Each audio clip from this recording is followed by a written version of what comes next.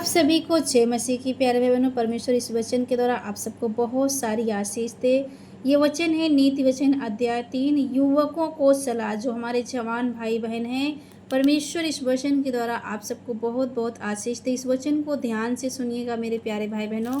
आप परमेश्वर के वचन के बाहर नहीं, परंतु जैसा प्रभु का वचन कहता है इस नीति वचन को आप ध्यान से सुनिएगा।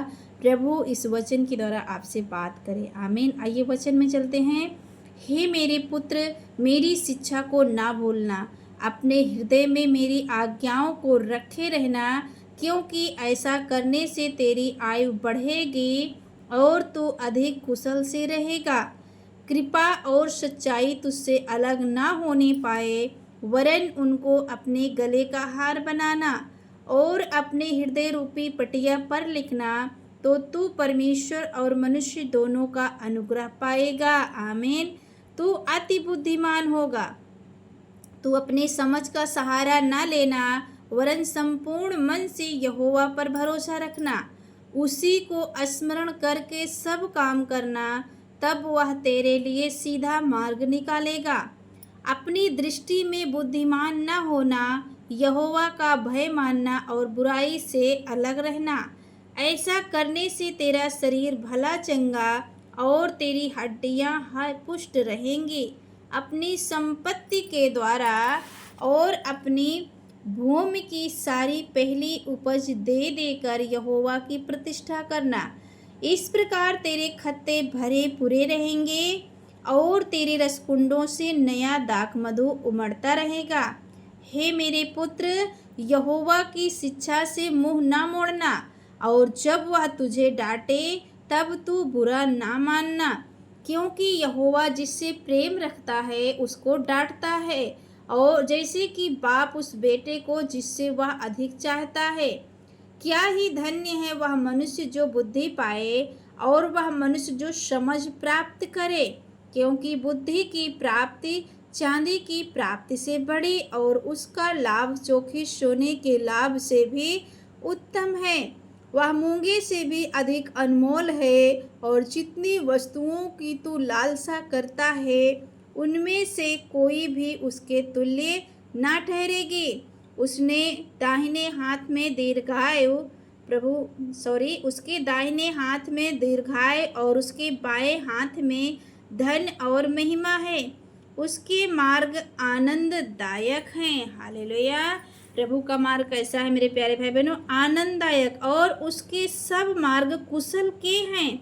जो बुद्धि को ग्रहण कर लेते हैं उनके लिए वह जीवन का वृक्ष बनती है, और जो उसको पकड़े रहते हैं वह धन्य हैं। यहोवा ने पृथ्वी की नींव बुद्धि ही से डाली और स्वर्ग को समझ ही के द्वारा स्थिर किया। उसी के ज्ञान के द्वारा गहरे सागर फूट निकले और आकाश मंडल से ओस टपकते हैं। हालेलुया। आगे लिखा है, हे मेरे पुत्र, ये बातें तेरी दृष्टि की ओट में ना होने पाए। खरी बुद्धि और विवेक की रक्षा कर, तब इनसे तुझे जीवन मिलेगा और ये तेरे गले का हार बनेंगे। तब तू अपने मार्ग पर निडर चलेगा और तेरे पाँव में ठेस ना लगेगी। जब तू लेटेगा तब भय ना खाएगा, जब तू लेटेगा तब सुख की नींद आएगी। अचानक आने वाले भय से ना डरना, और जब दुष्टों पर विपत्ति आ पड़े तब ना घबराना, क्योंकि यहोवा तुझे सहारा दिया करेगा और तेरे पाँव को फंदे में फंसने ना देगा। जिनका भला करना चाहिए, यदि तुझमें शक्ति रहे तो उनका भला करने से ना रुकना। यदि तेरे पास देने को कुछ हो तो अपने पड़ोसी से ना कहना कि जा कल फिर आना, कल मैं तुझे दूंगा। जब तेरा पड़ोसी तेरे पास बेखटके रहता है, तब उसके विरुद्ध बुरी युक्ति ना बांधना। जिस मनुष्य ने तुझसे बुरा व्यवहार ना किया हो उससे अकारण मुकदमा खड़ा ना करना। हालेलुया। तो परमेश्वर इस वचन के द्वारा आप सबको बहुत बहुत आशीष दे। जैसे लिखा है, ठट्ठा करने वालों से वह निश्चय ठट्ठा करता है और तीनों पर अनुग्रह करता है। आमीन। तो प्रभु इस वचन के द्वारा आप सबको आशीष दे और बहुतायत से आशीष दे। यदि वचन पर विश्वास है तो कमेंट में आमीन। और यदि आप चाहते हो कि ये प्रभु का सुसमाचार और लोगों तक पहुंचे तो वीडियो को शेयर जरूर कर दे। परमेश्वर इसका प्रतिफल आपको स्वर्ग में देगा। हालेलुया। तो गॉड ब्लेस यू ऑल। जय यीशु।